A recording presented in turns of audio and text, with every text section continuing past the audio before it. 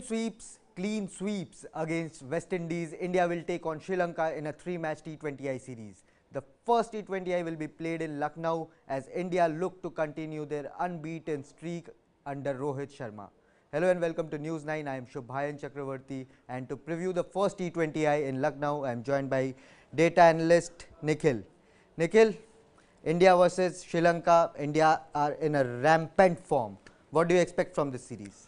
I expect nothing but a 3-0 sweep. I expect Rohit Sharma to take that record of 9-0 and make it 12-0. You know, India have dominated Sri Lanka in T20I cricket. The record stands 14-7, Shubhayan. And also, it's 4-3 in the last 8 matches, but only because India have lost the last couple of matches because they sent a C-grade team to Sri Lanka in 2021 when the main team was in England playing the test matches.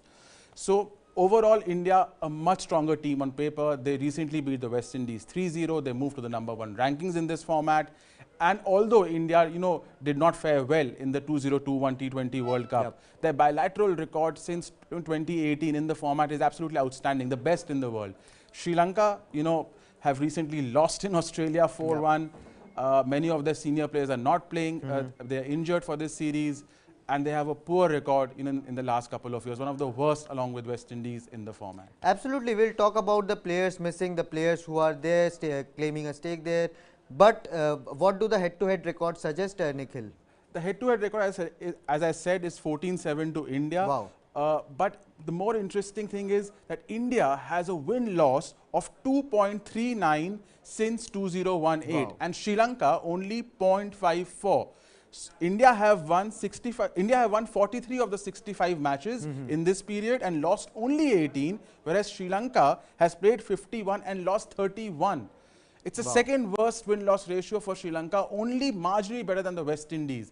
So Sri Lanka, like the West Indies, has been going through this transformation period.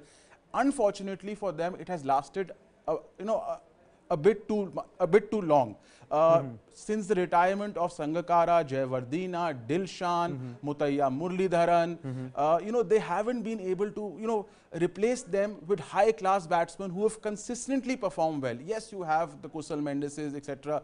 But, that consistency in the spin department, in the batting, they haven't been able to replace them with class players. Absolutely, Nikhil. I completely agree with you on that point. But Sri Lanka, this batch, and even Mickey Arthur rates a couple of players very highly. We'll talk about them as well. This is a decent batch, but obviously not at par with what the Indian team is bringing to the table. But this series, as Sri Lanka, as you said, have many players missing. We'll talk about that. But is this an opportunity to continue and to test younger players, fringe players for the T20 World Cup?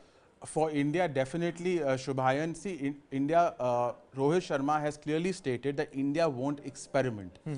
Experimenting means that you go into a series with a mindset of trying new players even if you lose the series. That he won't do. But he will test the bench strength if certain players are injured. And of course, you have to follow a certain rotation policy to rest some of your marquee players. The workload management with the IPL approach. Which has to be done for players like Virat Kohli and Rishabh Pant, and they needed a break, and therefore they've been given a break. With the IPL also about to start, not surprising at all. Also, if you notice again what happened against the West Indies, India only changed the 11 after we were 2-0 up. Yeah, let's take a look at the likely 11 there as well. You can see Ishan Kishan and Ruturaj Gaikwad. We may see a new opening pair. Obviously, Rohit Sharma is there. He may bat at 3, he may bat at 4 because he is giving chances to the younger guys as well. But the biggest talking point of this series will be the return of Sanju Samson. The way Rohit Sharma has backed his qualities, the ability to play on bouncy tracks, I think Sanju Samson, this is a good opportunity for Samson to, put that inconsistent past behind him. Then again, Ravindra Jadeja and Jasprit Bumrah also return. So how do you rate these two guys coming back into the 11? I think Sanju Samson, perhaps this will be his last opportunity to cement a place in the Indian 11. And Rohit Sharma has said it openly that he wants Sanju Samson in the mix for the T20 World Cup, given it is on the true hard and bouncy tracks of Australia. The ball will come onto the bat. Sanju Samson is a brilliant puller and hooker of the ball. He's a brilliant, he's a brilliant cutter of the ball. So if the ball comes onto the bat, we've seen what he's done for Royals. Similar to Rohit Sharma. Similar to Rohit Sharma. We've seen what he's done for Royals. Scintillating centuries. Consistency has been his problem, but he, rectified that to an extent in the last IPL. So Sanju Samson is an exciting prospect, and India wants finishers. Finishers will be the key in the World T20, Shubhayan.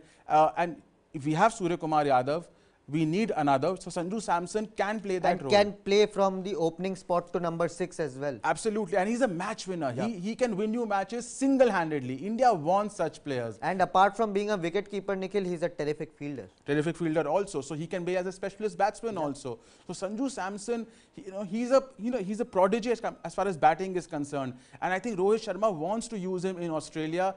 Also given that Hardik Pandya is not in the scheme of things, and India needs lower order destructive hitters. Absolutely, but India will be boosted by the return of Jasprit Bumrah and Ravindra Jadeja as well. Obviously, Mohammad Shami is a big miss among these elite bowlers and the all-rounders, but Ravindra Jadeja, Jasprit Bumrah will strengthen the bowling attack for sure. Yeah, I mean, I'm excited to see Bumrah back. He didn't play the West Indies series. He did not play the series against New Zealand. Also, Shubhayan, we've discussed this before. Bumrah's numbers, his wicket-taking prowess in Test cricket and ODI cricket has gone down considerably in the last couple of years since the 2009 World Cup in England. Especially in the power play in ODI cricket, he's not fetching you wickets. But his numbers in T20I cricket are still outstanding, as we can see.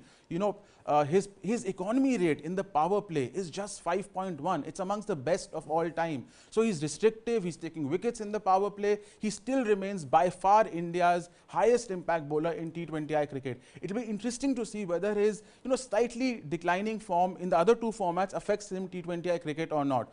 But he's been elevated to the vice captaincy. Absolutely. And I think that will, boost his confidence and get the best of Bumrah out. Ravindra Jadeja, again, I'm looking forward to see whether he can continue in that role of aggressor, which he's adopted for CSK in the last couple of seasons, also for India. He's striking in the 150s in the last couple of years. Can he continue that? I'm sure with the bowling, he'll be a master restrictor, as he's always been in the middle overs. Absolutely, and while two key players return for India, Sri Lanka will miss two main players, their spin backbone, Warindu Hasaranga and Mahesh Theekshana. What a big miss they will be. Yeah, for me, Hasaranga, I was looking forward to seeing Hasaranga in this series. Fetched more than 10 crores in the auction recently. Absolutely, and he replaced Yuzvendra Chahal for RCB. So Virat Kohli, Mike Hesson and the crick quiz analysts, obviously have done their homework if they can replace a bowler of Chahal's caliber with Hasaranga.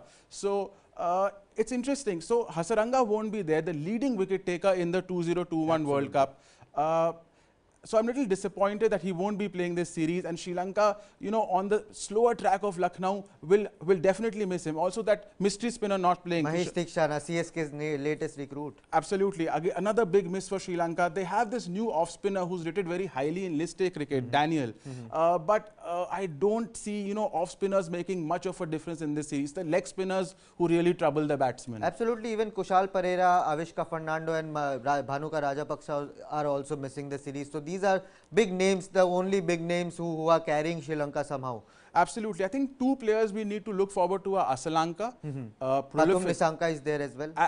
And his partner. So both of them, I think they'll be crucial in this series. Asalanka was absolutely brilliant in the World Cup. He's a class player, a lot of time to play his shots. I'm looking forward to see Asalanka in this series. And even they have a couple of other players as well. Dasun Sanaka is there, Dushman Tachamira is there. So this is a decent side, but I think the miss of Hasaranga and Theekshana will be too big for them, and the addition of Kushal Pereira, Vishka Fernando and the other guy as well. So what about Lucknow as the venue? The only T20I in the city there, and then the action will move to Dharamshala. Yeah, Lucknow has hosted 4 T20Is before this stadium. 3 have been between Afghanistan and West Indies. Interestingly, all the 4 times the team batting first has won. The average first inning score is 156. Okay.